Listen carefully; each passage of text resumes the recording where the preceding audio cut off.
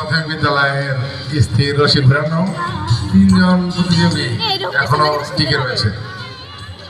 খেলার সুযোগ আছে, যে বাচ্চারা তোমরা আসছো এসএসসি পরীক্ষার্থীরা সবাই অংশগ্রহণ করবে, সেটাই আনন্দের, অংশগ্রহণটাই আনন্দের। এখানে পুরস্কার জয় করা তো ওটা বাড়তি আনন্দ, কিন্তু অংশগ্রহণ করছো এর চেয়ে আনন্দের বিষয় আর কিছু হতে পারে না।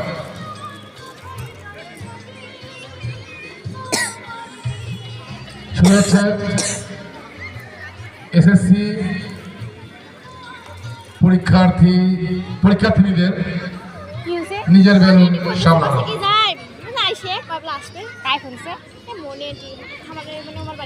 প্রস্তুত থাকবে এসএসসি পরীক্ষার্থী ছেলেরা। এবার এসএসসি দেবে দেশে হয়।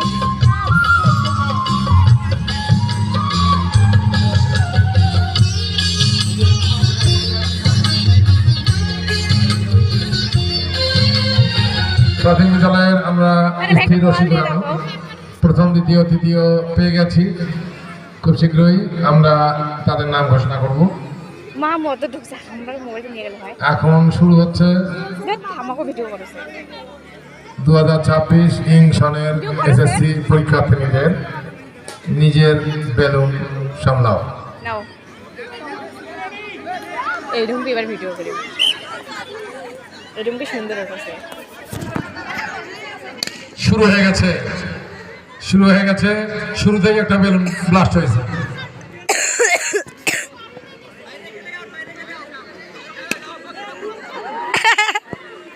স্যার কি ওখানে বসছে,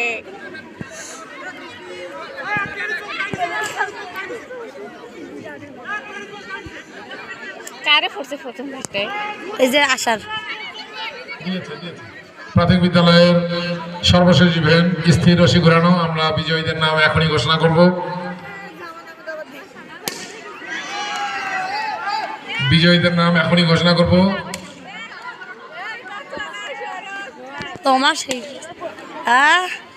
তো রশি খেলা সমন্বিত মেয়েদের প্রাথমিক বিদ্যালয়ের তৃতীয় হয়েছে মাশরুফা, 4র্থ শ্রেণী।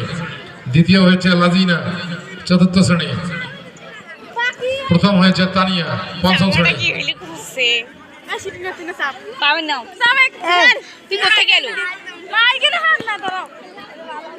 সবাই স্যার যাও, অভিনন্দন তোমাদের তানিয়া, লাজিনা এবং মাশরুফা।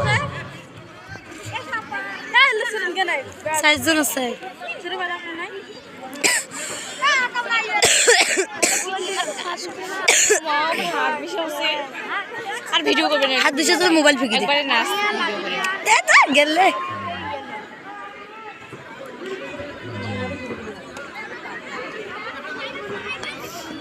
কার ফুটে বসে না তো আটটা তোমার মামার বেটি আর ফুফুর বেটি বানিয়ে গো যাবে কোন খেলা? তিনজনেই বা তিনজন খাচ্ছে ওটা মানে লেখা নেই, ও খেলার নাম, খেলার নাম বলে তোমার বাড়াইছে। হ্যাঁ